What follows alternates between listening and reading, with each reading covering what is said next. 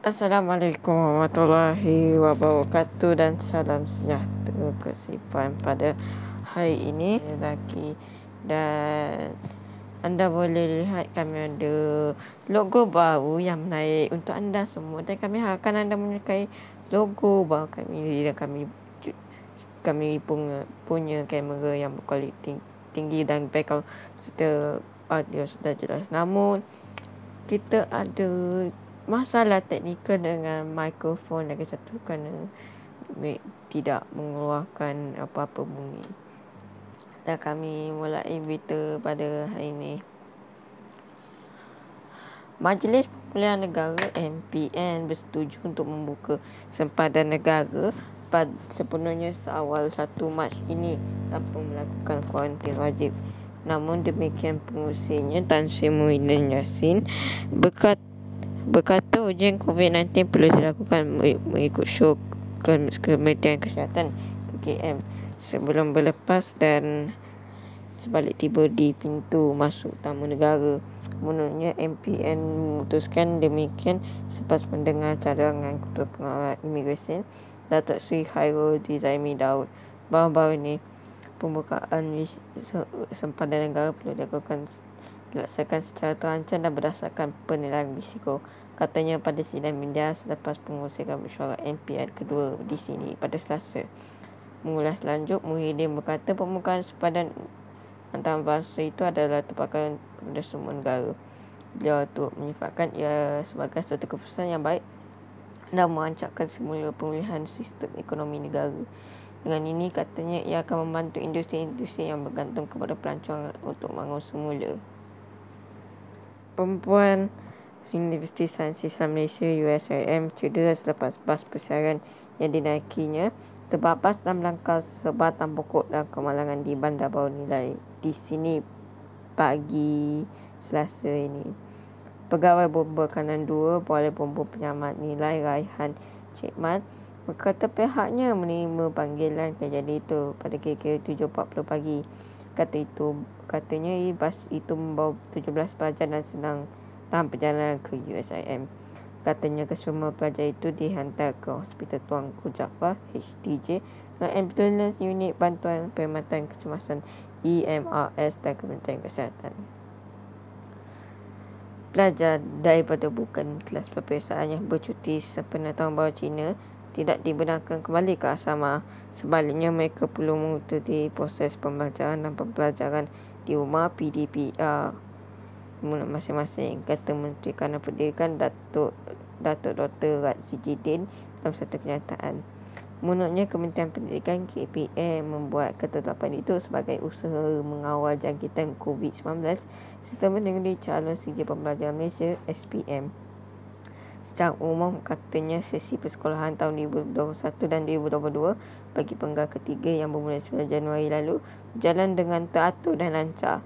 Bagaimanapun, mutakhir ini ramai yang membincangkan mengenai peningkatan kes COVID-19 dalam sektor pendidikan. Katanya berdasarkan data KKM dari 1 Januari hingga 1 Februari terdapat 1,018,238 kes COVID-19 di seluruh negara. Dan pada jumlah itu 8,451 kes atau 7.15% adalah berkaitan dengan sektor pendidikan. Dalam tempoh sama, Razzie berkata terdapat 303 kluster di bawah di seluruh negara, dan daripada jumlah itu 100 atau 33% kluster merupakan institusi pendidikan di bawah KPM. Dan pada 96% itu 84 melibatkan institusi bersama dan 76 asrama berharian dan 8 asrama sepenuhnya. Tambahnya, data tersebut menunjukkan sebahagian besar kluster yang melibatkan institusi di bawah KPM adalah yang berlaku di sekolah sama, iaitu 87.5%. Razzie berkata untuk minggu yang akan datang mulai Isnin, sekiranya anak-anak bergejala, ibu bapa perlu memastikan mereka tidak hadir ke sekolah. Ini adalah penting supaya persekitaran sekolah akan terus berada dalam keadaan selamat dan risiko jangkitan dapat dikurangkan. Quan Chi, aktivis masyarakat Quan Chi Hing 57 atau dikenali sebagai Uncle Kentang, desahkan dirinya positif COVID-19 pada Isnin. Berkongsi berita duka melalui hantaran di laman Facebooknya, Uncle Kentang bagaimanapun tidak mendedahkan bagaimana beliau mendapatkan jangkitan tersebut. Dan apa yang dikatakan di belakang saya ni, sila doakan untuk saya sembuh. Kategori 4A COVID positif, bubuk oksigen, katanya di laman Facebooknya itu pada Isnin. Dalam hantaran yang berasingan, Uncle Kentang menunjukkan makan malamnya sewaktu dalam hospital. Di sini anda boleh lihat ramai orang awam berkomen dan mesej kepada Uncle Kentang yang mendoakan kesembuhannya. Yang baik Uncle Kentang sendiri tak dapat membalas mesejnya. Dalam pada itu, beliau tu mengalami keletihan berikutan jawatan kerja yang padat, termasuk ke kampung Pom untuk mengagikan dana banjir semua pulang semula ke Puchong pada hari yang sama.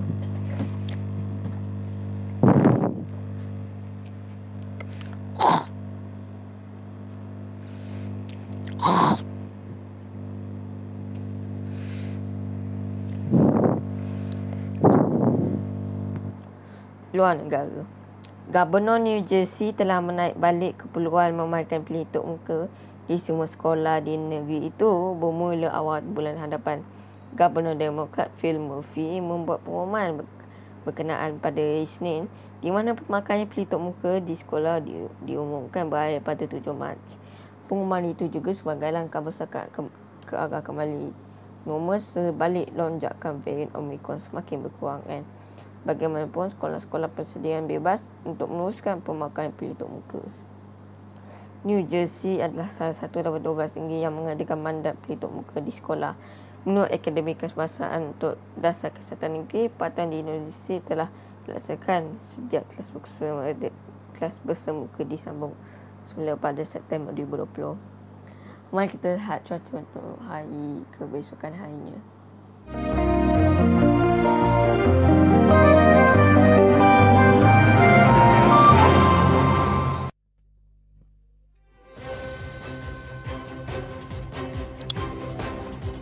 Mari kita lihat cuaca pada esok. Perlis 34-25 juga tahu hujan lebih berpotensi berlaku di negeri Kedah, Pulau Pinang, Perak, Selangor, wilayah Persekutuan Kuala Lumpur, Persekutuan Pilihan Kedah 3424, Pulau Pinang 3324, Perak 3424, Selangor 3323, wilayah Persekutuan Kuala Lumpur 3324 dan wilayah Persekutuan Putrajaya 3324. Setelah itu kita akan pergi ke Negeri Sembilan. Di selatan juga berpotensi dengan hujan di Negeri Sembilan 3323, Melaka 3324, Johor 3223. Di pantai timur hujan di Kelantan 3421, Terengganu 3122, Pahang 3324. Manakala di Borneo, Sabah dan Sarawak pun juga hujan di Sabah 3122 dan juga Sarawak 3224. Sementara di wilayah Persekutuan Labuan 3124. Oleh itu, Jabatan Meteorologi Malaysia telah menguatkan ramalan cuaca signifikan bahawa luaran angin timur dijangka berterusan sehingga 14 Februari ini. Keadaan ini boleh menyebabkan peningkatan yang berpotensi membawa hujan berterusan di negeri pantai timur. Awan hujan berterusan waspada di Kuala untuk sedangkan Pahang dan Timur Johor berkuasa hingga 10 Februari ini. Jika anda boleh lihat yang terkesan adalah Timur Johor dan pantai timur terutamanya di Pahang dan sebahagian daerah di Terengganu. Baik, itu saja pada cuaca untuk hari esok. Anda boleh pergi ke laman kami bit.ly/info untuk cuaca selanjutnya, dan anda boleh juga ke website Jabatan Meteorologi Malaysia. Itu saja. Kita akan sambung berita, sambung dengan pengumuman. Kita ada pengumuman, mohon maaf, kita akan berhenti setakat ini saja untuk cuaca.